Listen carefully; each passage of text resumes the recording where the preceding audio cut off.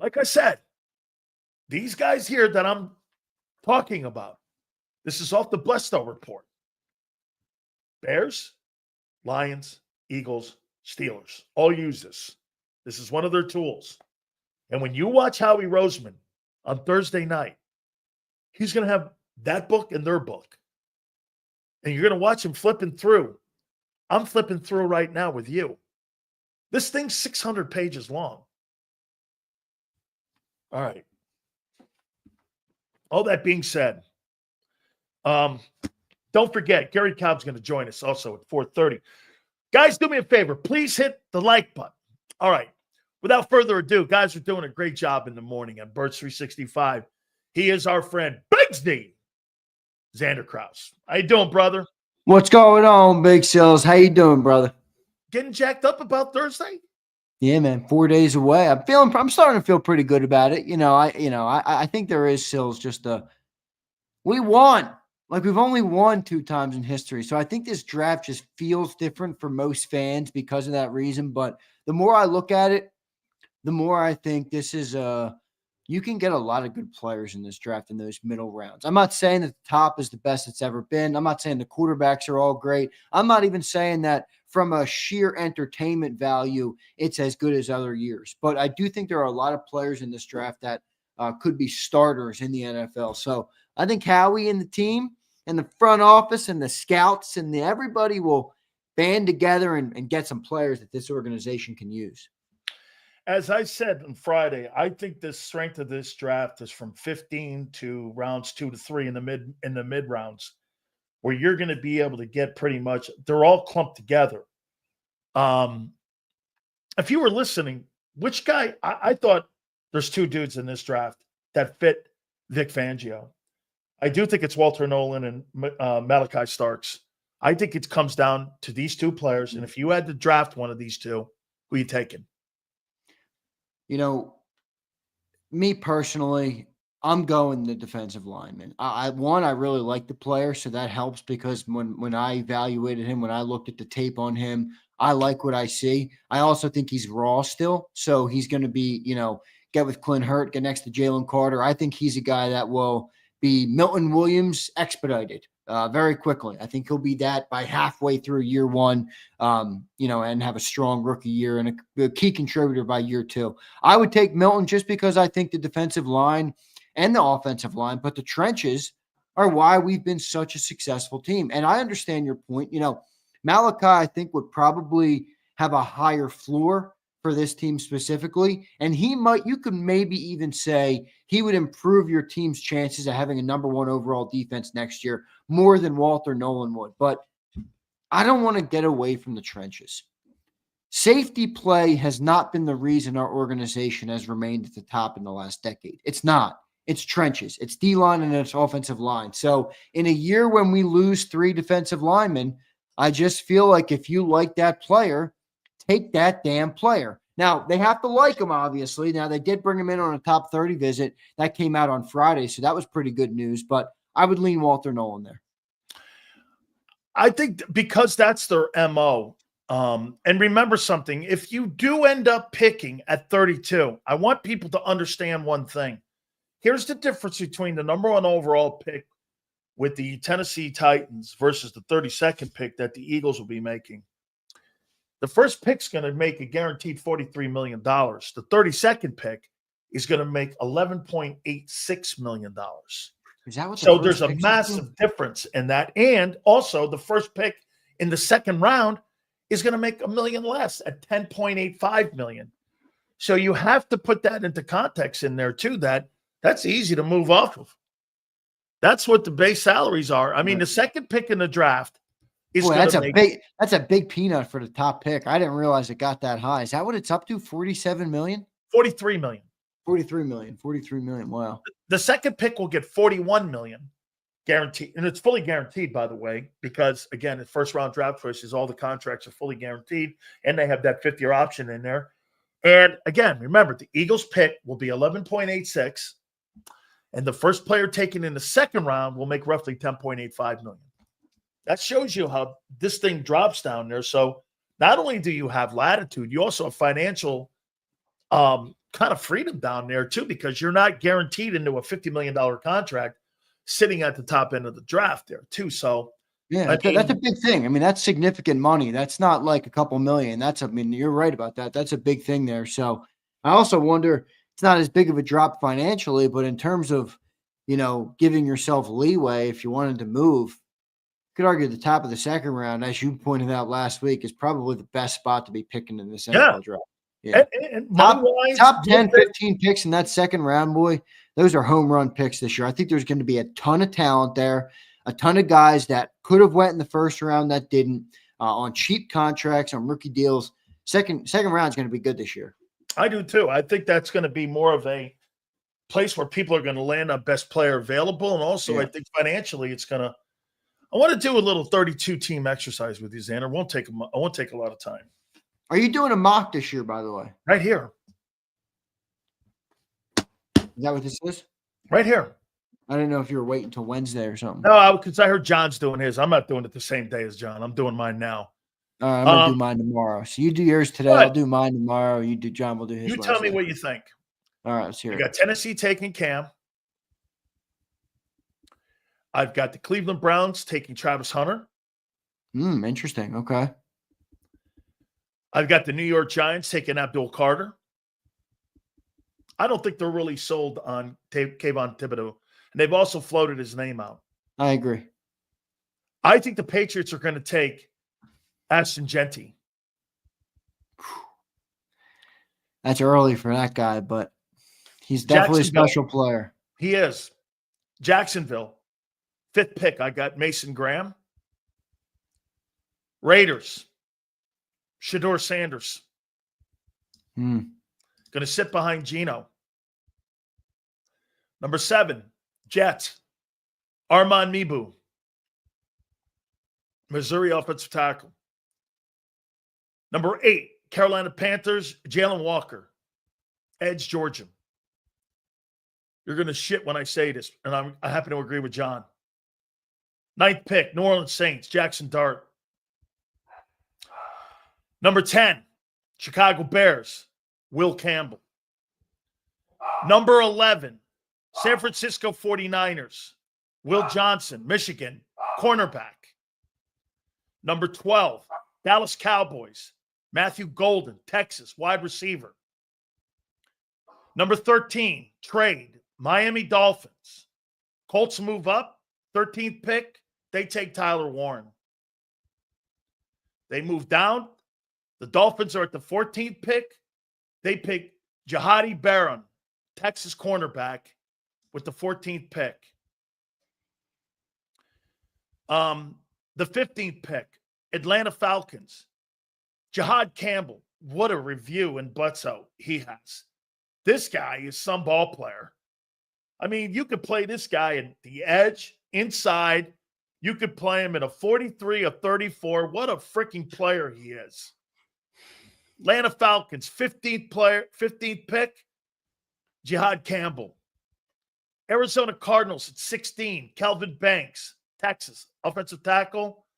Got to defend. They lost. That kid Williams, a year ago, he only played in 6 ball games. They need help. Plus Paris Johnson, the 6th overall pick. You get 2 tackles in there because they're looking at exactly what the Eagles are doing. 17th pick, Bengals. Mikael Williams, Georgia, edge. I think they're trading Trey Hendrickson. I think he's going to be on the move, and I'm going to make a prediction. I think it's the Bills. Bills or Washington. 18th pick, Seattle. Ted McMillan, wide receiver. They lost DK Metcalf. 19th pick. That'll be a bust pick, by the way. What's that? That'll be a bust pick. I don't think anything of him. 19th. Now, remember something, too, when I'm making these. I think this is where the players are going. This might not actually be where the team, because you could have multiple trades here. Yeah, right. Yeah. There's going to be tons of that. 19th pick. I am projecting a trade with the Tampa Bay Buccaneers. They get the 19th pick. Emeka Ibuka. Is that how you say his name? Ohio State wide receiver? Okay. Pick 20, Denver Broncos. Omarion Hampton, running back, North Carolina. Number 21, Steelers. Derek Harmon, Oregon defensive tackle. That's high for him, but I like it. Replacement for Cameron Hayward. 22nd pick, Los Angeles Chargers, tight end. They don't make a move for Dallas Goedert, Colston Loveland, Michigan tight end. Here's that trade with the Bucks, with the Packers. Number 23, Shamar Stewart, Texas A&M, edge, goes to the Bucks. I hear they like Izaraku too. Projected trade with the Minnesota Vikings. I got the Buffalo Bills taking Mike Green at number 24. Number 25, Houston Texans. They lose Laramie Tunsil. Josh Simmons, Ohio State OT. Here it is. Trade with the Los Angeles Rams. The Philadelphia Eagles move to 26 and take Walter Nolan. Projected trade that, by the way. I think that's where you would get to go to. 26. Projected trade with the Baltimore Ravens. Kansas City moves up to 27. And they get this Arianati Orisare, Minnesota offensive tackle. Yeah, I know him. Number 28, Detroit Lions. Tyler Booker, OG, Alabama. Washington at 29. Donovan Iziraku, Boston College edge. Number 30, that trade with the Bills. The Minnesota Vikings take Nick Emenwari. Is that how he says his name? Emenwari. Yeah, Nick Emenwari. South Carolina to go along with that secondary they're rebuilding. Projected trade that they did with the Chiefs, Baltimore Ravens, right next to Kyle Hamilton, Malachi Starks. Malachi Starks will play with the Ravens next to Kyle Hamilton. Good grief. And the Rams will take Luther Burden, Missouri, wide receiver, at number 32. I don't hate it. I thought it was a pretty good mock overall. I mean, yeah, I was reading on a couple that had a lot of these picks similar to you, where a lot of these guys are falling there. There's a couple dudes in this round that I really don't like that are going to go. I know. I mean, but by the way, after reading the Bledsoe report, right? Dude, that high. You know why you have to take that quarterback that high? You got to take a quarterback to get on a rookie deal. You can't sign Aaron Rodgers. You're $60 million in the hole. How do you do all the trades? Like when I made a mock, I started making mine. I don't do any trades because I don't freaking know who the hell's going to trade where. I just kind of go out whoever's at there, and I make my mock based on that. Let me see. I mean, let me real quick recap here on what I did here. I want everyone, again, going all the way up. I wrote it down and I even put it on. I looked at the Bledsoe this morning, and like I said, do I like Jackson Dart? No. But it just makes economic sense, and it just makes sense. Remember something. Some of the quarterbacks, every one of the quarterbacks, including Cam, are reaches. And I do not believe the Browns are taking a quarterback at 2. I just don't, because of the deal they got with the guy who won't play for 2 years. I got Ward 1, Hunter 2, Abdul Carter to the Giants 3, Ashton Genty. I know. But you know what they're seeing? Let me tell you what they see in New England with Ashton Genty. Bro, if I'm not watching what Derrick Henry and Saquon Barkley did last year with a power back and being able to run the ball and play lights out defense, why wouldn't I want to resemble that? Watching what the Eagles did, my quarterback doesn't have to throw, like you said, Zander. My quarterback doesn't have to throw for 17,000 yards. All I got to do is run the ball. Why not get the best back in the draft, run the ball, build the O-line up, build the defense up, and run it and try to win your ball games like that? Isn't that what the Ravens are doing? That's crazy talk, though. 4 overall for him. Yeah. Small school running back out of Boise State to a team that really doesn't win a lot of football games. I mean, that's just bad team building. I'll tell you what, though, man. They got a high. What's their offensive line like in New England right now? Are their offensive line good? It's getting better. And I'll tell you what, I'm a believer in Drake May. I know, but you're telling me they're going to have every tackle in the draft sitting there. Do they have 2 tackles they're good with? You're taking Ashton Genty, if Armand Membu's there, or even defensive line, I don't know. Will Campbell's there. All of these offensive linemen are on the board still, and they're going to take but those freaking guys Ashton Genty. I think those guys are all, like you said, I get that in the second round. At the top of the second round, I could get one of those guys. Yeah, I guess Here, look, you're I'm not going getting to Ashton Genty at the top of the second round, but I just don't know if I love the fit watch there. this. But I'm not saying you're wrong. He is a top 5 player in the draft. Watch this. Here's the offensive tackles that are in the draft that are ranked in the first and second rounds. Ready?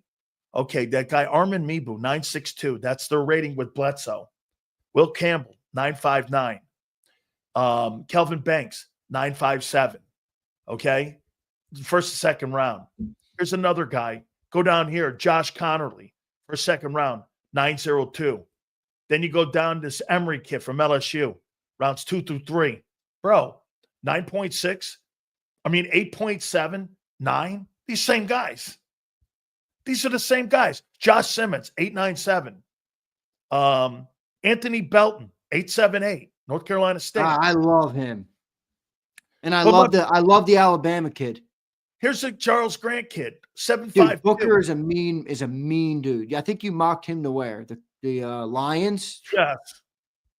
Yeah, that guy's good. And that Lions O-line's already really good. That would be good. That would be a great pick for them.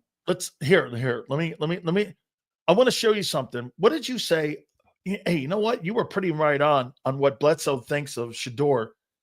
His deficiencies are what I said, but he's a polished and ready-made kid, and a lot of people like that in him. I just happen to think, again, I think some of those other intangibles are going to come its way here because, again, he's not going to be put in a great situation. Here, let me give you the edge, guys. Now, let me give you Walter Nolan. Let me give you your assessment on Walter Nolan. This is what Bledsoe. Again, remember, folks, Bears, Lions, Eagles, Steelers. Versatile defensive tackles lined up as a 5, 4, 3, and 0, and 1. Isn't that Milton Williams? Isn't that Vic Fangio, Zander? Yep. Nolan has the ideal frame with thick, muscular upper, lower body, power, and athletic ability. He shows quick first step and ability to shoot violent hands to attack and stun to separate off of blockers. Sheds on the move, rarely stays blocked. Excellent anchor in the run game, could split double teams, quickness and power. Adapt at penetrating and downfield stunts, disrupting plays before they get started, plays with a consistent gap integrity and ability to locate. Fights pressure on downfield blocks, staying in the gap. He can be extremely productive with tackles for losses. A smart technician as a pass rusher. He has enough flexibility and speed to turn the corner coming off the edge. He can chase on the move quarterbacks in and outside the pocket. Also flashes a quick out of move against the offset, which means if you're offset in a 6 technique. Also flashes quick in the moves. On the interior, can bull rush, stunt, and gap. Shows an inside rip move and can stack moves to get free. Adapt that hand swipes.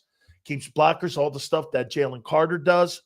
Will occasionally get too high. Now, again, this is a common theme with great players. You're in college, you kill people. You can get upright out of his stance. Why are you getting high? You're trying to locate the football because why? You're so physically imposing on the guy you're playing against in college. Let me say this. My senior year or my last year in college, I was never blocked. I took guys and threw them on their heads. Nobody blocked me. So I got high at times. Shit, you do that to Landon Dickerson, he's going to fucking pancake you. Yep. No, okay, no and that's the stuff that happens to Jordan. That's the stuff that happens to Jordan Davis. Yeah, I agree. Hasn't fought that ability to stay low. Yep, you're right about that for sure. You know what else I'm noticing about this draft, and this is, I guess, more a personal thing for me, but boy, what a change it makes to lose Nick Saban. Oh, yeah. How many Alabama guys are we talking about this year? I mean, you got Jihad Campbell and the offensive lineman, and then I guess Milroe, but outside of that, Malachi Moore, I think, is being talked about, maybe Yeah. in the 4th or 5th round. Yeah. I mean, that's just crazy to think about. And Well, the they're first round going is to loaded Georgia. with Georgia guys, with Yep. Michigan guys, with Ohio State guys. Right.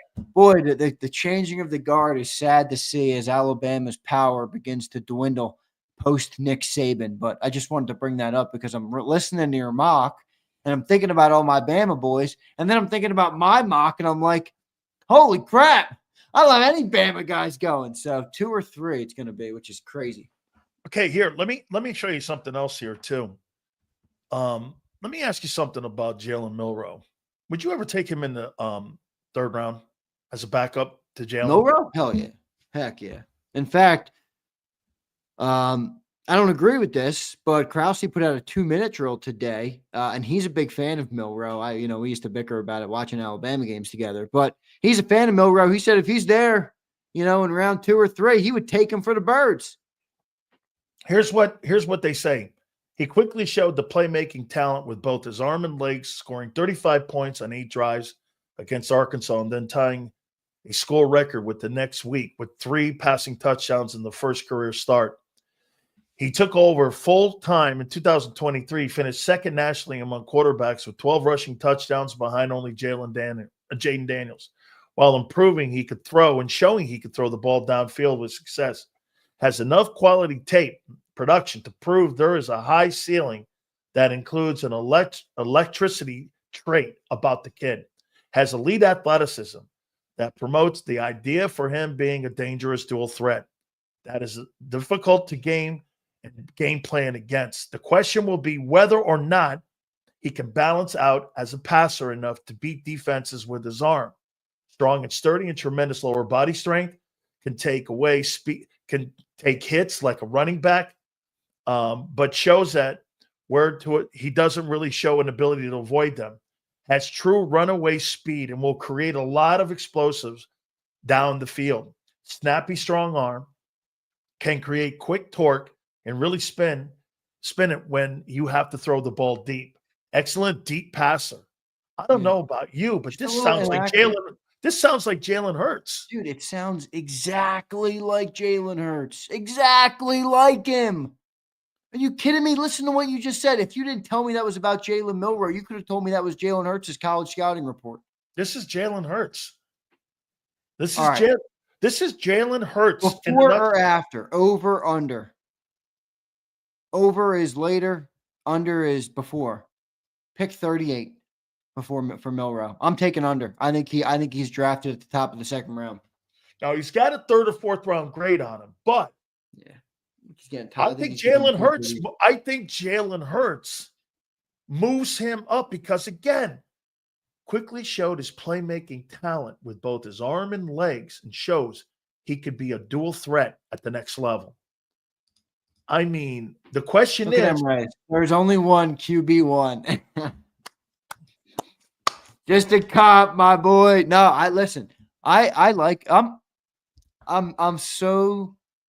it's so hard for me to explain my position on Milroe because it's changed so much because I thought he let us down in Alabama in several big games, which upset me greatly. But I do think from a prospect perspective, he's very interesting. Like if I were a coach, an offensive-minded coach, and I was looking at the Jaden Daniels of the world, the Jalen Hurts of the world, even the Josh Allen, all of the dual threat guys, I would look at Milroe and be like, "Ooh, I could do something with that guy. He's extremely fast, extremely strong, super athletic. Even has a big arm. Silz, his arm is much bigger than Jalen Hurts'.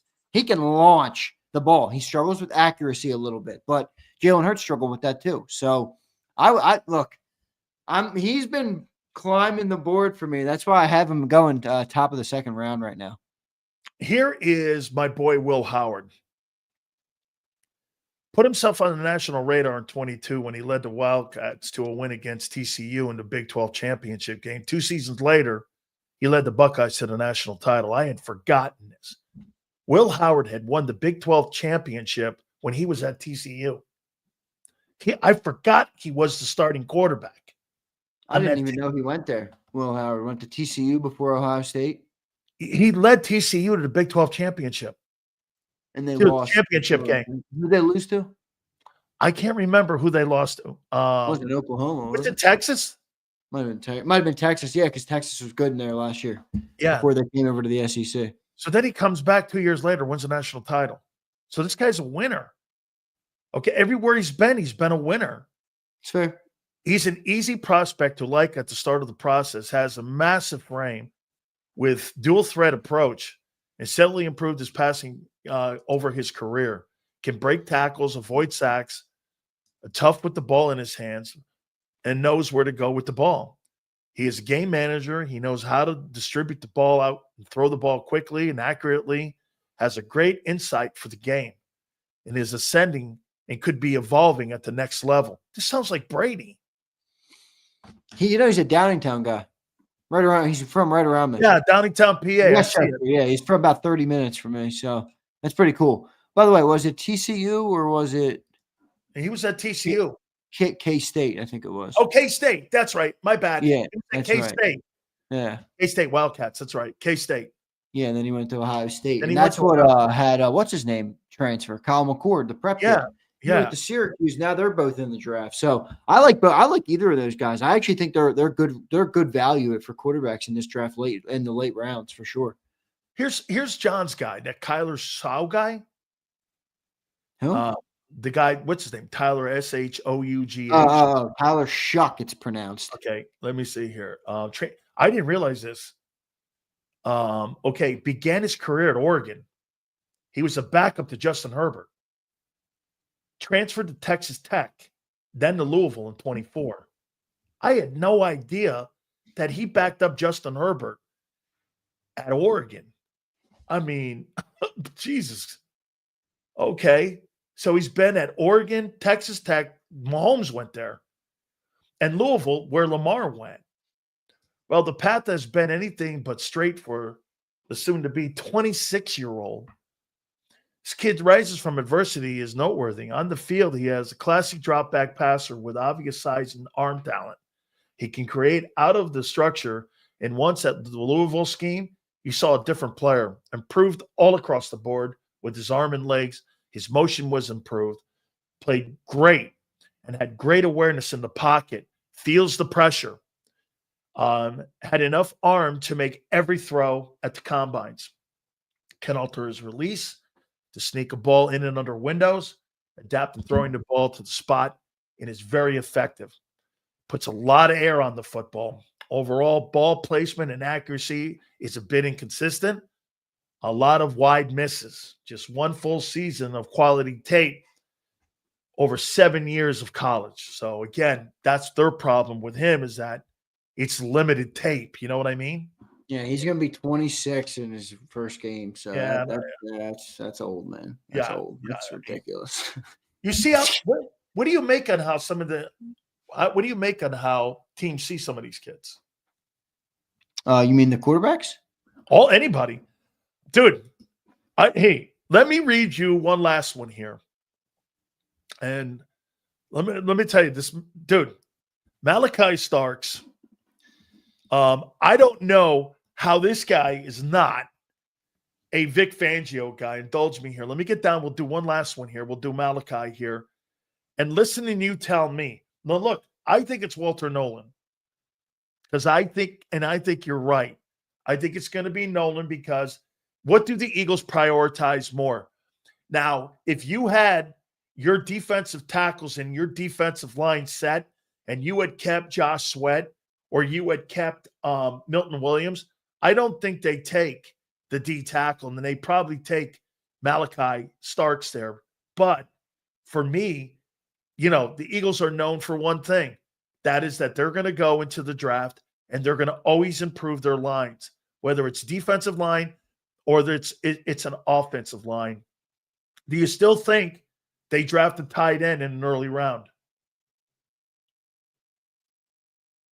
Haven't brought anybody in, haven't talked about anybody. I like the Mason Taylor guy. That's who I like. I mean, from tight end. But I don't know what the hell they're doing at tight end. That whole thing is weird. Do you not agree? I mean, the Eagles kind of telegraph everything they do at most positions in some way.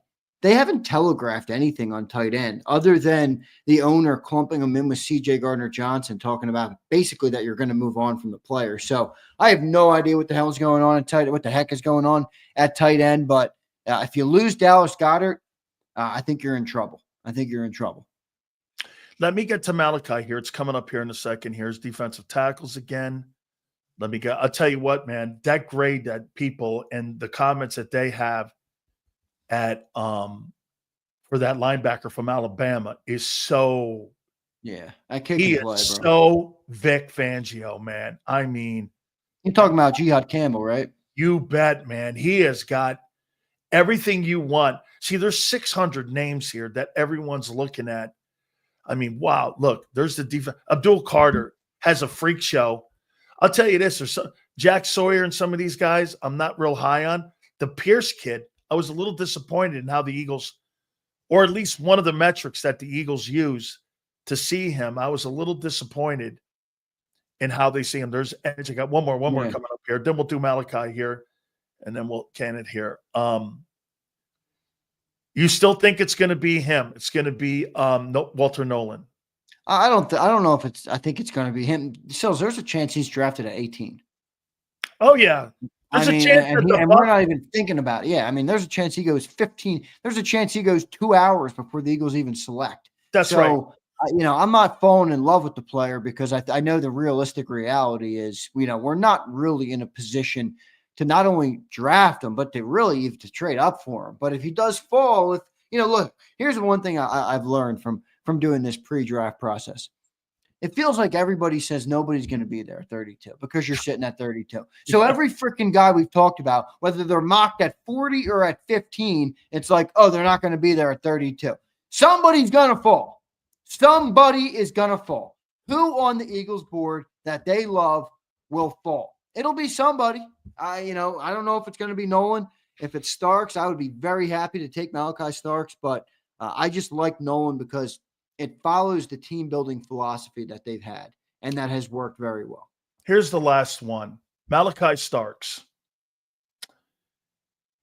3-year starter, 2-time first-team All-American, won the national championship with Georgia 22, and has started every game since week 2 of his freshman season, which is insane at a program like that. The do-it-all player with alignment versatility to play safety, nickel, and sparingly outside on the corner because of his great speed of 4.4. I mean, that's Fangio right there. An excellent. I like him mostly because of his instinct, though. I mean, the athleticism, that's all good, but that doesn't mean you're going to be a great NFL safety. The instinct, especially for defensive back player. Why is Cooper DeJean so good? Versatility. His instinct, versatility, but that's his talent. His ball skill, his instinct, his coordination. That's what makes him an elite player. The talent is obviously a baseline that you must have to succeed in the NFL. He has that, but his instinct, I think, is what made him so successful as a rookie. I think Malachi Starks has that. An excellent athlete with the change of direction, scales, ability, foot speed to make plays all over the field. Excellent in range and space with nice back pedal, noted bail technique, great range, and get this, great range playing the 1 high and 2 high safety schemes. Can be a true sideline to sideline defender at the next level. Notable instincts, processing speed to read concepts and take away multiple routes at once over the top and underneath. His start to stop ability matches no one and is an elite burst that rivals NFL players. Allows him to close in space with an instinct to pounce on targeted wide receivers in the area. Sticky and man coverage, impressive technique, great hip movement to carry receivers across the field into out of bounds, has great hip flex moments, can show that he can play and match up against some of the highest and speediest wide receivers. Considerable ball skills. He will play through the receiver's hands to break up passes and will fight for every single pass.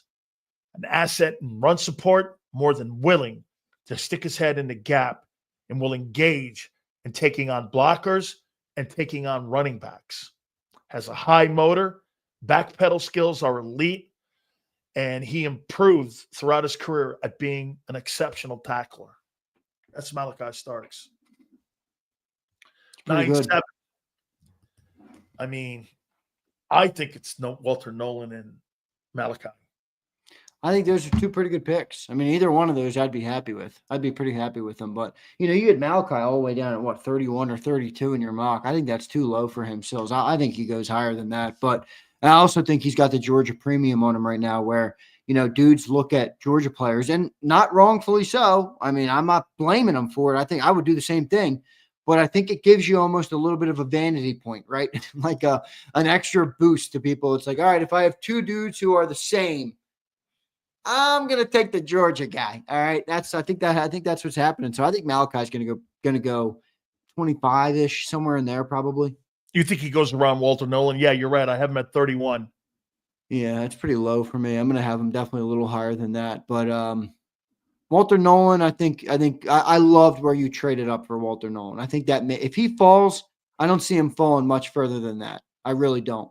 So I could see 26. I thought that was a good trade up by you to the Rams. Because I actually speculated that this morning that maybe the Rams could be a trade out option for the Eagles. So I could see that too. Remember, the Vikings only have 4 picks in this draft. So are they a trade out option if you give them some of your extra picks? Here's why I did that with the Rams. They don't need a D tackle. They got the kid Fiske from FSU, and they got that kid Kobe Turner the year before. They're pretty set at their DTs. They just need more playing time. So they're not going to take Walter Nolan at 26. They need a wide receiver, and they don't want to pick. Dude, if I could get a wide receiver in this draft and I could get him at 32 to take over for Cooper Kupp, that to me, again, you put him on the other side of Devontae Adams and Cooper Kupp. There's your 3 wide receiver head that they like there with Sean McVay. And it just makes more sense. See, I'm trying to match it up to make sense. You know what I'm saying? Yeah, no doubt. No, I see what you're doing. I saw what you're doing. I thought your mock was pretty good. The only thing I didn't like is you had Emenwari before Starks. I don't like that at all. I'm not an Emenwari guy too over the top though, so I'd like Starks there before him. But other than that, I thought it was pretty good. How about one last one here? What about the money that they spent on Cam Jurgens? I mean, I'll tell you what, dude. There's no question that they are, without a doubt, top heavy on the offensive side and paying people. I mean, you add in what they did now with Cam. Here's your O-line. $17 million for Cam per. Malata, $22 million per. Lane, $25 million per. Landon, $21 million per. Holy shit. No wonder the right guard is interchangeable. It has to be. You know what? Hey, and here's what you'd look at. Then you add the other. As of right now, Goddard at $14.2 per, AJ at $32 million per, Jalen Hurts at $51 million per, Devontae Smith at $25 million per, Barkley at $20.6. That's $228 million in 9 players. You're paying in salaries. It's a lot, but that's why they cut all those guys. This is where the conversations on the receivers and all that stuff gets interesting, because it's like, what do you do in the future? I know fans don't want to think about that. I'm not saying you have to. They're not moving on from anybody this offseason, but it is going to be interesting moving forward when Jalen Carter's got to get paid, Nolan Smith, all these defensive guys. So, or do they just let them all walk besides Carter? I mean, you keep talking about Nolan Smith. Maybe they just let him walk. Listen, I heard you say something today, and I'll say this to you and John. The trade stuff with A.J. Brown's not stupid. What's stupid is when. Well, yeah, it's happening. It's happening probably. It's inevitably happening. It's inevitable. You're dead on. You don't believe that guy retires an Eagle. No, I do not. No. Okay, 25, 26, or 27. When's the witching hour? And by the way, AJ knows this. I agree. He knows it. I do think that I'd put it at a 65% chance he plays 2 seasons from now. But that number could change. Like, I think obviously this year coming up, he's good. The year after that, you could make an argument a trade would be possible at the draft or something of that year, like this time next year. I could see that. I don't think it would. I would lean toward AJ playing 2 more years and then gone, but it's not out of the realm of possibility for next year to be gone. What if the Eagles draft a wideout in the 2nd or 3rd round?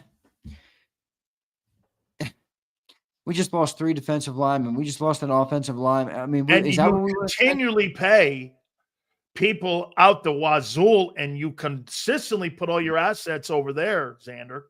So you're saying pay all the trench guys and then just keep rotating doors everywhere else and use your draft picks on that. I don't know. I mean, that's basically what they're doing. It's what they've done on the defense. But now they got players who are so good on defense, they have to pay them.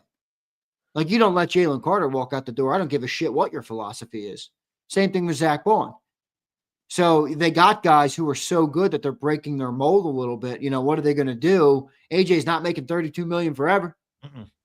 Bro, one last thing I want to tell people here with you. Let me say this to you about Jalen Carter. I'm trying to express to people, when you watch Jalen Carter killing guys on one move and throwing them in like a trash pail, and knowing that 99% of the players can't do that, I'm trying to tell you how exceptionally rare that is. Every single guy I mentioned to you that's a prospect in this draft lacks a second move. Okay? Some of the edge guys lack second moves. Yeah, but Jalen Carter lacked a second move coming out too. Yeah, but because he never had to use it. He was so dominant in that one move. Here's the thing, though. There was still a projection that he would be this dominant in the NFL. That was not a guarantee when he was drafted. The fact that he's one moving and, as you just mentioned, tossing NFL linemen out of the way shows you how incredible of a player Jalen Carter is. But let's see. Maybe I don't think there's somebody of that talent level in this draft. But hey, maybe Walter Nolan ends up 30 pounds heavier and stronger in the next year, and he's got the same upside. I don't think he does, but I think he has Pro Bowl upside. I don't think he has best defensive tackle in the NFL upside like Carter does, but I think he has Pro Bowl upside. You think it's 90-10? It's a defensive guy in this first round? No, I wouldn't say that much. Or first pick. I wouldn't even say that, because here's the thing. If there's a massive run on defensive ends and defensive tackles, which, by the way, there might be. Milton Williams just got $28 million, and the edge rushers are making now $35 million plus $40 million in some cases. So teams are going to put a priority on drafting those guys because nobody wants to pay those contracts in free agency. Let's be real. That's what bad teams do. If you make your hay on that. So I could see there being a run on the defensive lineman. At that point, do they draft the safety? Do they draft Gray Zabel, a cheap, perfect, high upside offensive lineman that they'll have for 4 years on a rookie deal and give you the best offensive line in football for 4 years? That sounds more Eaglesy to me than Malachi Starks. Yeah, but I'm not drafting an offensive lineman at 32 when I'm down there and the top 4 guys are going and they're all the same after 4. Why? What do you mean they're all the same? Gray Zabel is not. If you can sneak Gray Zabel at 32, I agree with you after Zabel. But there's a couple guys that would still be worth it in the late first. Gray Zabel's one of them. That dude is you talked about a Vic Fangio clone or a Vic Fangio perfect player. That is a perfect Jeff Stoutland player. Plays all 5 positions, versatile, mobile, fast, athletic. I mean, he is money for Jeff Stoutland. I'm not putting that past the Eagles. So you're going to spend that much money, and then you're going to put a first rounder at right guard too. Yeah, that's not really what you asked me. You asked me. You asked me 90-10. I said no. In my estimation, it's not 90-10. The Eagles would do that. I would not rule that out to the tune of 10%. You know that guy. You know that guy you like, that Eamon Ward kid? I don't like him. Okay. Yeah, I like his athleticism, but that's they called him a missile on the field. He is a missile on the field. And go watch how many missed tackles he had. Go watch how many times he takes a false step. Go watch how many times he has a busted coverage. He's not a football instinct player. He is an athletic player. I like it. It can be molded potentially. Probably has high upside, but I don't think he's as polished as Malachi is. Needs to keep his base underneath him to click and choose quicker. He must be more assertive when taking on and shedding blocks, leaves his feet on tackling attempts, causing too many missed tackles. Tons of missed tackles, bro, all over the place. That's I mean, what go even on his highlight reel, there's missed tackles. I mean, the guy's just a missed tackle machine. Absolutely. I'm not a Here fan we of are, it. man. What do you think? Huh? I feel pretty good. You know, I'm pretty excited to get a couple of new guys in here and see what the Eagles do. I'm also excited for the whole draft because I'm like I want to know where Shador goes. We're speculating him all over the place, right? Where's he going to go? You just put Jackson freaking Dart at number 9. Where does this guy go? Where does the 29-year-old Tyler Shuck go? He's going to be That 26. kid Shador's going. It's such a Raider move. Such a Raider move taking him, the glitz and all that.